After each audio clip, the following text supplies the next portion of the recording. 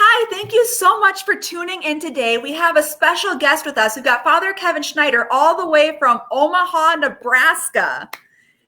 And No. Father Kevin, even though he's in Omaha, he's a great big Packer fan. So behind him, you'll see the Go Pack Go, which is really awesome. And he even showed me a really fun hat before we went on the air. That was, can everyone guess what that is? My double brat hat. My Wisconsin roots. Yes. And speaking of which, since Father Kevin grew up in Green Bay in Wisconsin, and he actually is a relative of one of our sisters. He's the nephew of Sister Florida. Yes. So growing up, every year we would come and visit the convent, and we would always enter the convent through the main door, which is back on the lake side. And it's a small little door, and it went right into the stairs into the dental office. That's what we always knew as the front door. I don't know what that big thing with all those stairs are near the grotto that you guys have, but the front door for us brought us right into the dental office. Yeah, Sister Florida was one of our few sisters who are dentists. So it really shows that you can be a Franciscan sister and be almost any career, because Sister Florida was a dentist, proud of it. Yeah. So Father Kevin, what do you do out in Omaha? I'm the director of adult spiritual enrichment at our Jesuit high school here. I'm a Jesuit priest, and we have a Jesuit high school, Creighton Prep. I got my sweatshirt. This is an actual background. It's not a virtual one, so I have things put up. At Creighton Prep, I do spirituality for the adult community, so parents, faculty, staff, alumni, friends. And I just listen to them and pray with them and offer retreats on Jesuit spirituality all across the Midwest.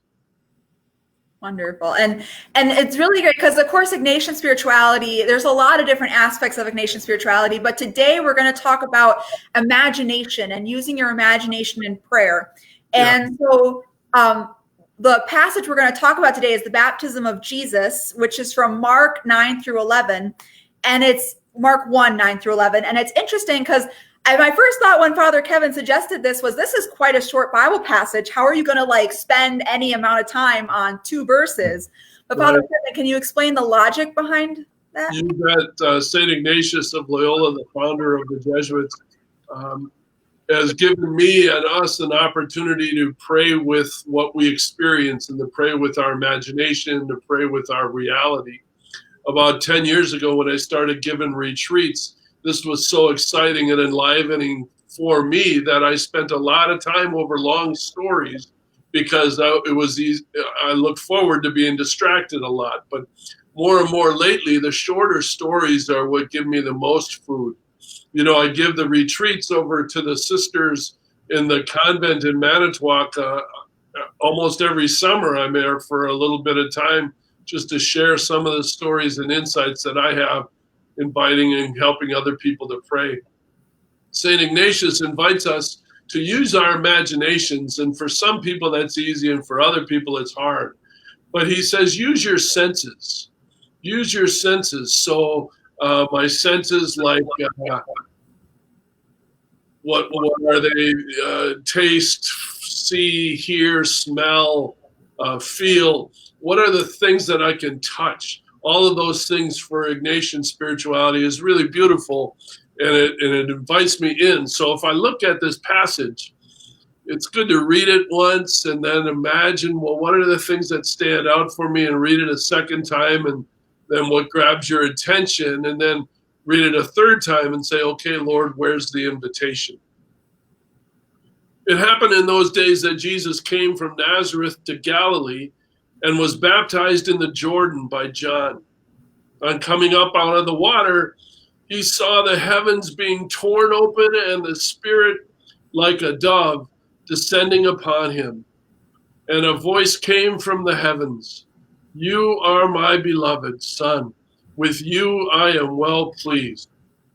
Powerful statements there. And what are the things that grab your attention? Well, I love the statement of God saying that Jesus is his beloved, I wonder what it would be like if Jesus was saying that I was beloved, if God were to tell me that he loves me more than I can imagine.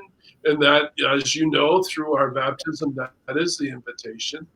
But then I think of the phrase like the dove descending upon him. Have you ever seen a dove? What does a dove do? How does it fly? Do you enjoy watching it and hearing it coo? And as it descends upon, I don't know, a bird feeder or bath or something, you just watch it.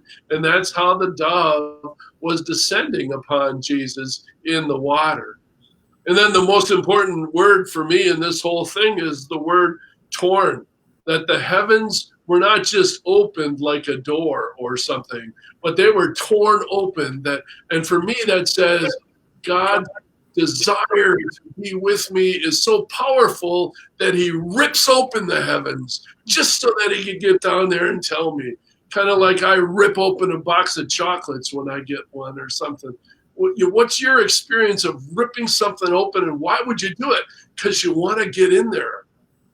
So God rips open the heavens to tell Jesus how much he loves him.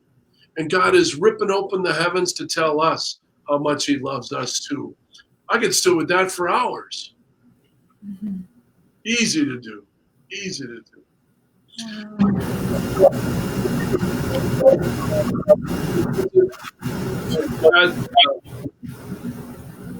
I'm sorry, we lost you for a little bit. Do you want to repeat what you just said? Sure. Sister Florida is my dad's older sister, and she would come home and visit and play catch with us and play ball with us, and she was always athletic, and we just loved having her come and came with so much joy and hope. And nowadays, whenever I'm giving a retreat there, she and I have dinner together, and then, of course, we play cribbage. And I think I might have won a couple of times. But she's all about it. And we just enjoy it. That's in those games is where conversations about life and family, those kinds of things, how much are we willing and excited to tear open our lives so that we can spend time with one another and share that love with one another. Powerful experiences. Very true. That definitely would help in prayer more, to be able to sit and imagine and just be with Jesus in those scriptures. That's wonderful. And it's not always easy to do, and it's not easy to do for everything, but just like anything else, it takes practice, right? You do it over and over again, and you practice it, and you sit with it. That's why I think those 3 questions are so important. I'll read a passage, and then I'll ask myself, what does it say? Like looking for a summary. And then I'll read a passage again, and then I'll say, well, what does it say to me? You know, how does it impact my life? And then I'll read it a third time and ask myself, so what? So what's the invitation? So what's the challenge? The challenge from this baptism story is for me, how do I involved in sharing my love with other people? How do I tear myself open to share with the people who I care about, who I need, even who I just meet? Because God's love through us is for all, not just for some. Now, is there a certain gospel you would recommend praying with if someone wanted to choose? Sure. I would always start with the Gospel of Mark. Simple reason, it's the shortest. So I'm going to go with the shortest gospel. And it's 16 chapters. So I started by just reading a chapter a day and then asking myself, what did I like? And then if I found a story that I liked, then I just sat with that, over a period of weeks maybe, and then I might read the next chapter or the next chapter.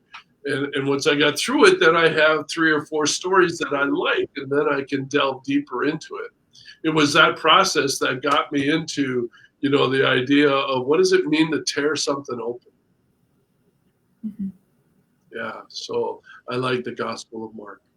Wonderful. Well, thank you so much for your insights today. And hopefully all of us, it was beautiful to be able to talk about Mark chapter 1, 9 through 11 today. But Feel free, those who are watching, to pick up your Bible sometime in the next couple of days or so and just really reflect on that yourself and just kind of see, what is God telling you through it? Like, what strikes your attention? with the Pentecost coming up in our time these days, what's it like for the Spirit of God to come into us?